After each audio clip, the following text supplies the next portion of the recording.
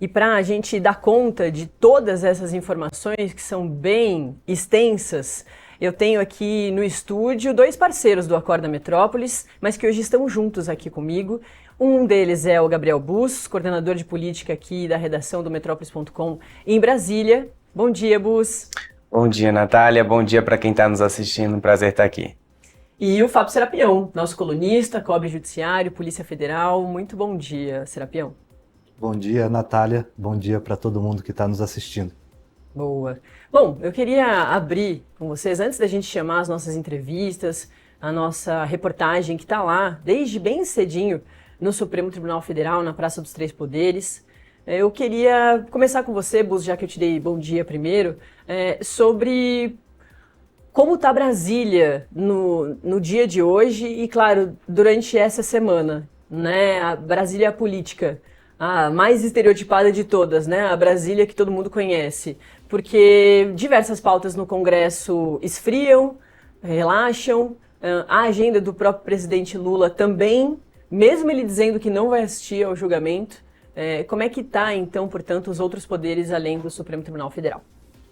Pois é, Natália, há um esvaziamento sim. O Senado, inclusive, colocou todas as sessões dessas semanas como semipresenciais, no indicativo de que fica liberado senadores tanto que quiserem acompanhar o julgamento, outros senadores também que tiverem agendas fora de Brasília também ficam fora daqui.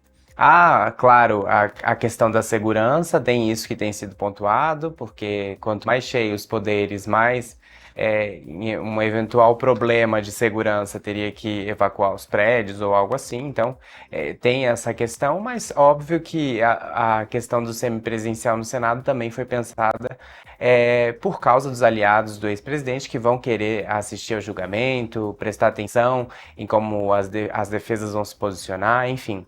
E aí, na Câmara, não há, pelo menos por enquanto, a perspectiva de ser semipresencial, mas tem uma reunião de líderes hoje à tarde para definir, de fato, o que vai ser votado. O que eu ouvi já é que a redução do imposto de renda não tem menor chance nessas 2 semanas, justamente por causa do julgamento.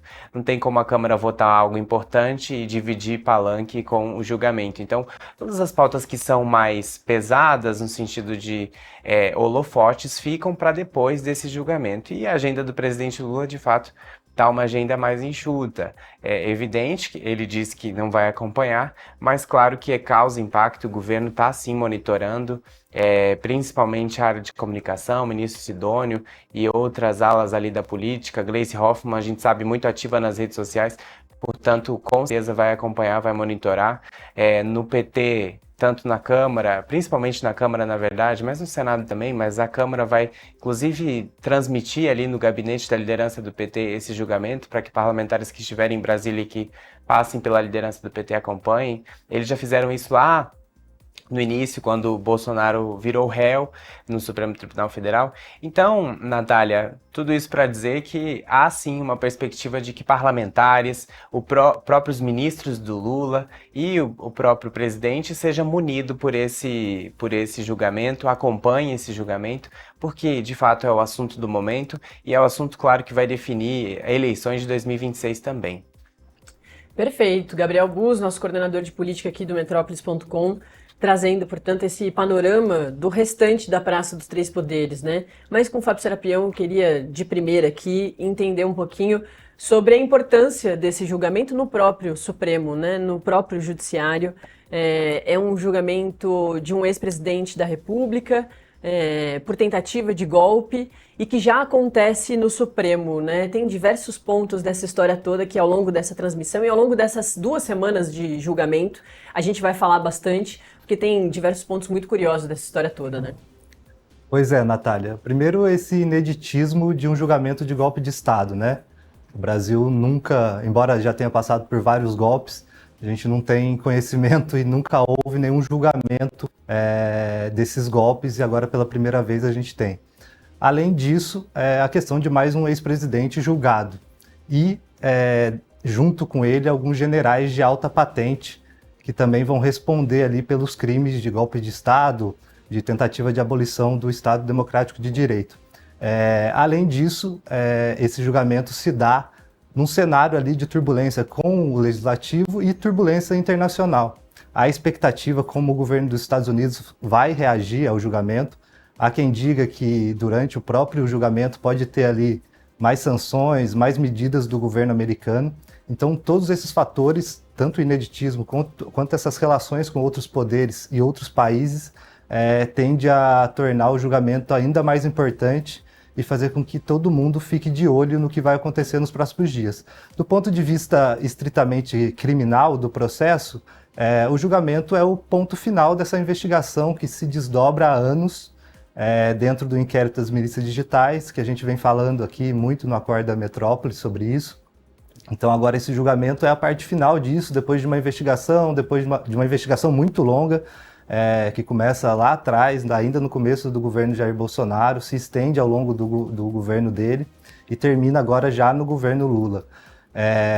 E essa investigação criminal, que teve vários percalços ali, que a gente vai falar um pouco sobre como foi esse caminho até chegar aqui numa denúncia, na aceitação da denúncia e nesse julgamento agora que tende a encerrar no dia 12, e depois ali só alguns embargos e depois a sentença para a gente saber, que eu acho que é a dúvida de todo mundo, qual vai ser a pena. Eu acho que depois de tudo que aconteceu, depois da aceitação da denúncia, das oitivas, está muito claro ali que, pelo menos para a grande maioria, a tendência é de uma condenação, e a dúvida agora será em relação às penas e como será também esse cumprimento da pena, principalmente em relação ao ex-presidente Jair Bolsonaro, né, Natália? Perfeito. Vamos continuar falando sobre esses caminhos, mas agora da parte física mesmo, do caminho que leva ao Supremo Tribunal Federal, com a nossa repórter Camila Xavier, uma das nossas repórteres, nessa cobertura especial que começa hoje aqui em Metrópolis.com. A Camila, que está lá na Praça dos Três Poderes, já está bem pertinho do lugar ali onde fica a primeira turma, né, Camila? Muito bom dia, é um prazer te ter aqui. E você que vai entrar todos os dias de manhã aqui com a gente no Acorda Metrópolis, nesse esquenta para esse dia histórico aí para a justiça brasileira. Bom dia, Natália. Bom dia, Bus, todo mundo que nos assiste, Serapião. Pois é, a gente chegou bem cedinho por aqui, às 6 da manhã, porque a previsão era de que a movimentação estivesse bem grande, muitos jornalistas tentando garantir lugar, principalmente os que vão acompanhar lá de dentro. A gente vai ficar aqui de fora para poder entrar, trazer todas as informações para vocês, mas por aqui... Confesso que mais cedo eu esperava que tivesse ainda mais cheio, a movimentação começou um pouquinho mais tarde, mas por volta também das 7 da manhã já foi bastante reforçado o policiamento, principalmente aqui no anexo onde a gente faz a transmissão, onde fica o plenário onde acontecerá o julgamento, que é aqui no anexo 2 do STF, onde fica a primeira turma. Desde cedo já tinha, sim, um monitoramento por aqui, muitos drones que fazem esse monitoramento. Ontem eles já estavam sendo testados, a gente veio aqui gravar alguns materiais e à tarde a gente já viu, no final da tarde a gente já viu alguns desses drones sendo testados. Eles vão fazer todo o monitoramento do perímetro aqui do Supremo Tribunal Federal. Eu acho que a produção tem até as imagens, se quiserem rodar aí. Eu conversei com alguns policiais que estão fazendo o monitoramento, que estão utilizando esses equipamentos, né? E eles mostraram como que funciona. Alguns desses drones são eles estacionam sozinhos, eles funcionam basicamente sozinhos, eles conseguem ativar de qualquer lugar. E eles ficam aqui fazendo todo o monitoramento. Se eles identificam alguma movimentação estranha, eles já fazem um alerta e aí todo o reforço é acionado. Aqui, agora, no anexo onde a gente se encontra, o policiamento também está reforçado. Atrás aqui da gente tem a fila de jornalistas, mas também tem diversos policiais judiciais que também estão com cães farejadores que fazem essa segurança aqui do entorno. Ô Camila, vamos falar então um pouquinho de como vai acontecer esse julgamento, né, que começa hoje. A abertura é do presidente da primeira turma, do Cristiano Zanin, que vai estar ali no primeiro plano, né, no plenário, né, sentado ali à mesa. E aí depois vem um resumo do caso pelo ministro relator, o ministro Alexandre de Moraes.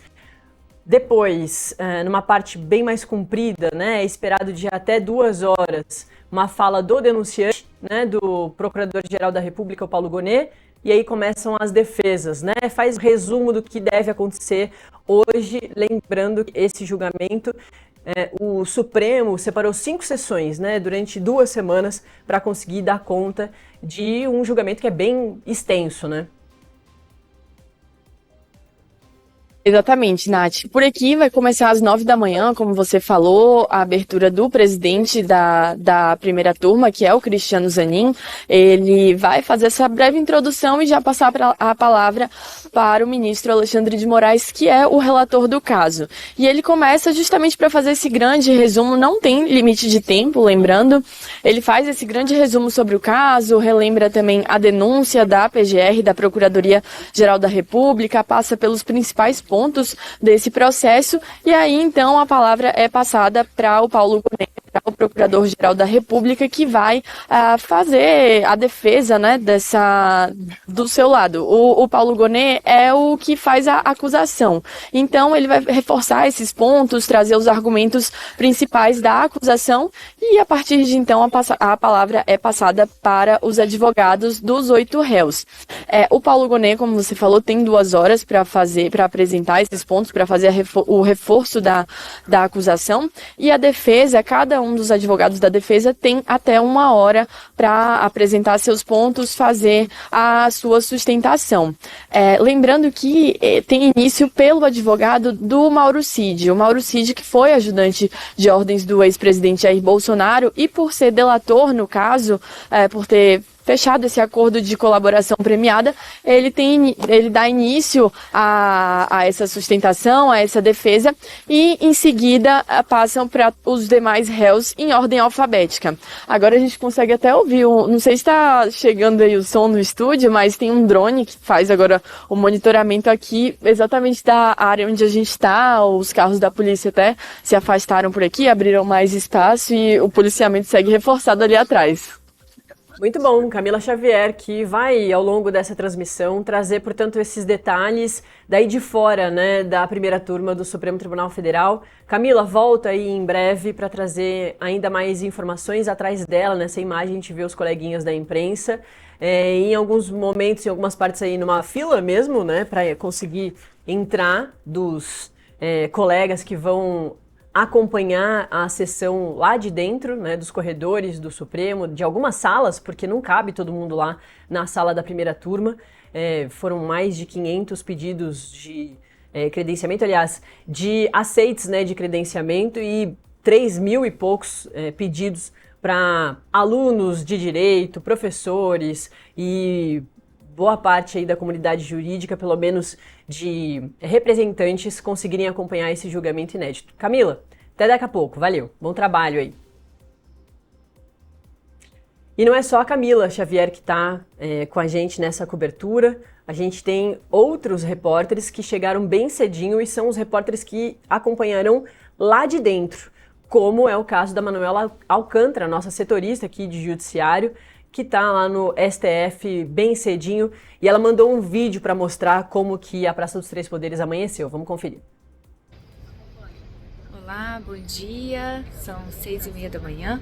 A movimentação aqui em frente à primeira turma do Supremo Tribunal já começa para o julgamento, que começa logo mais aqui, do ex-presidente Jair Bolsonaro e mais 7 réus em ação por trama golpista. Vou mostrar um pouquinho para vocês.